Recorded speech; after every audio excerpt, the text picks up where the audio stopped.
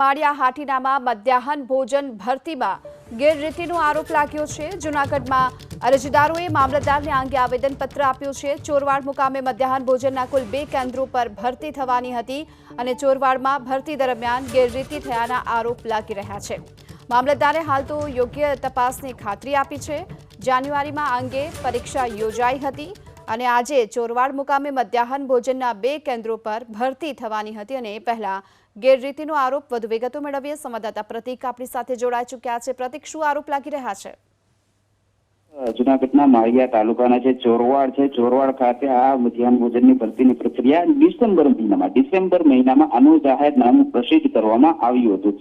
જાન્યુઆરી મહિનામાં આ ભરતી પ્રક્રિયા યોજાઈ હતી અને જે રીતે ભરતી પ્રક્રિયા કરાઈ તે જેને લઈને કેટલાક અરજદારોમાં રોષ હતો। જે રોષને કારણે આ લોકો આજે માળિયા હાટીના ખાતે મામલતદાર કચેરી ખાતે ભેગા થયા। ત્યાં તેઓએ આવેદનપત્ર આપી મામલતદાર સમક્ષ પોતાની રજૂઆત કરી અને જે કંઈ પણ તેમને અન્યાય થયો છે તે અન્યાય દૂર કરવામાં આવે, નિષ્પક્ષ તપાસ કરવામાં આવે અને જે કોઈ જવાબદાર હોય તેમને દોષિત ઠેરવવામાં આવે તે માટે તેઓએ રજૂઆત કરી હતી।